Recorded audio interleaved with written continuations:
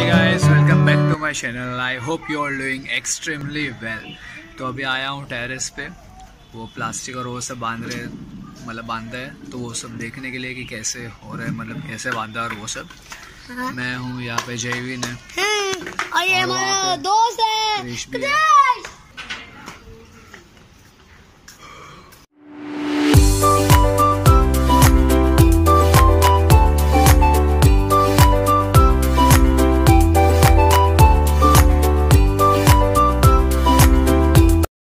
और ये सामने के बिल्डिंग में भी ये लोग ने लगा दिया है मस्त। 2 मिनट के लिए टेरेस पे क्या गया, पूरा पसीना पसीना हो गया। आज मेरे पापा और एक पिनाकिन अंकल है, फैमिली फ्रेंड है, वो दोनों आज जा रहे हैं गाँव और एक ही दिन के लिए जा रहे हैं। मतलब आज रात को जाएंगे, कल सुबह पहुंचेंगे, फिर कल शाम की ट्रेन से वापस 1 तारीख को रिटर्न। ये पड़ रहा है क्योंकि हम लोग के भगवान की मूर्ति है वो वहाँ पे रेडी हो गए, तो अभी भगवान की मूर्ति तो उसको पार्सल तो नहीं मंगवा सकते, इसलिए मेरे पापा और वो हम पिनाकिन अंकल वो दोनों वो मूर्ति लेने के लिए जा रहे। डोमिनोज इंडिया के डेटा हो गए हैक, आपको पता ही होगा, अगर नहीं पता है तो मैं आपको बताता हूँ ना, मैं बताता हूँ। तो एक्चुअली इसमें हुआ क्या कि डोमिनोज इंडिया के ओवर 180 मिलियन डॉलर्स के डेटा हो गए लीक। अभी जो हैकर है उसने लीक करके ये सब डिटेल्स पब्लिक कर दी। तो अभी वो डिटेल्स में है क्या, तो फर्स्ट ऑफ ऑल ये सब डिटेल्स में आपका नाम, कस्टमर्स नेम, उनका फ़ोन नंबर, उनकी ईमेल आईडी, फिर उनका क्रेडिट कार्ड के डिटेल्स और वो सब, और सबसे इम्पोर्टेंट आपका एड्रेस, प्रॉपर एड्रेस है आप वो वेबसाइट के ऊपर। अभी वो वेब पेज है डार्क वेब नाम का, तो उसके ऊपर ये सब डिटेल्स अवेलेबल है, पब्लिकली हो गई है अवेलेबल। अब कुछ भी अगर फ़ोन नंबर सर्च करोगे तो आ जाएगा। तो इसमें मतलब it is very risky for the customers. और ये सब में अफेक्ट कौन हुए, जिन्होंने भी डोमिनोज से ऑर्डर किया है वाया फ़ोन और उनके ऐप से, तो उसमें से सबके मतलब ऑलमोस्ट, अगर आपने ऐसा किया रहेगा तो ऑलमोस्ट आपका डेटा भी हो गया होगा लीक। अब ये लीक हो गया है, इसमें डेंजरस बात ये है कि उसमें वो सब ये डिटेल्स आपको स्पाई करने के लिए यूज़ कर रहे हैं। लेकिन इस डेटा लीक की वजह से बहुत सारे स्कैमर्स अभी एक्टिव हो जाएंगे।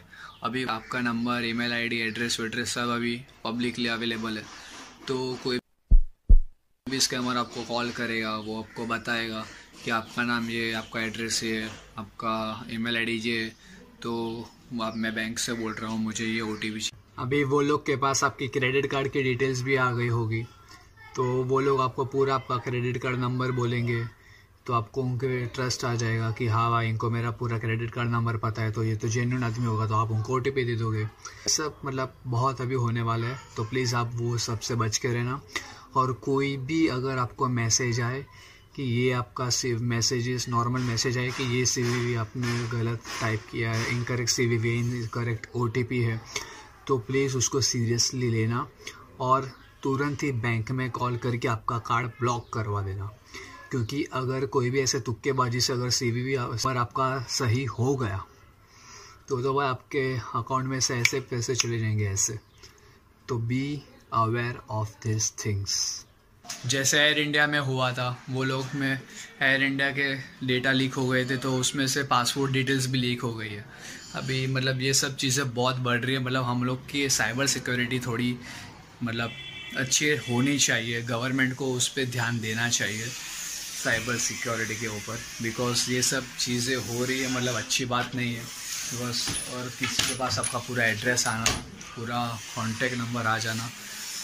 पहले भी बहुत सी कंपनीज में डेटा ब्रीचेस हुए, जैसे 2019 में फेसबुक का हुआ था, 2018 में अपना आधार कार्ड डेटा ब्रीच हुआ था, 2017 में याहू का हुआ था, फिर 2013 में एडोब का हुआ था, 2012 में लिंक्डइन का हुआ था। तो मतलब बहुत सारे कंपनीज हैं जिनका डेटा ब्रीच हुआ था।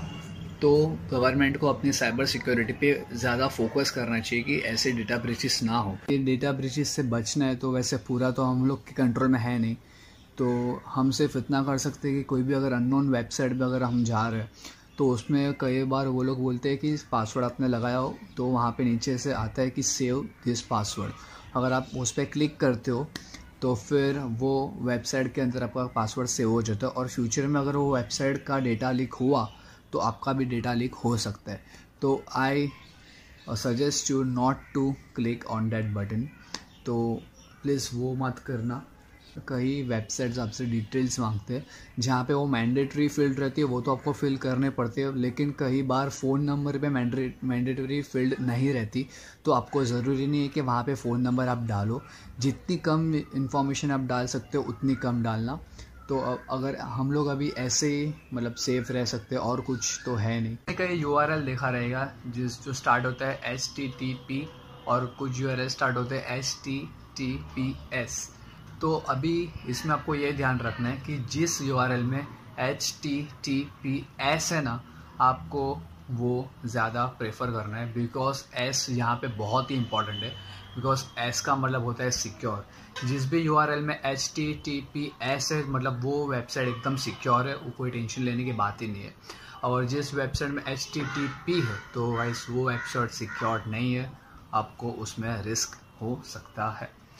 तो बस ये सब चीज़ें थी जो मुझे लगा मुझे आपको बतानी चाहिए, बिकॉज़ ये सब भी चीज़ें छोटी छोटी चीज़ें होती है जिससे हमारी प्राइवेसी को नुकसान पहुंचा सकती है। तो वैसे ये ब्लॉग को यहाँ पे एंड करते हैं। अगर आपको ये ब्लॉग अच्छा लगा और यहाँ तक देख लिया तो लाइक किए बिना मत जाना, नए हो तो सब्सक्राइब कर दो यार। और जिन्होंने भी कर रखा है थैंक यू सो मच, जिन्होंने नहीं कर रखा आराम से कर देना, कोई दिक्कत की बात नहीं है।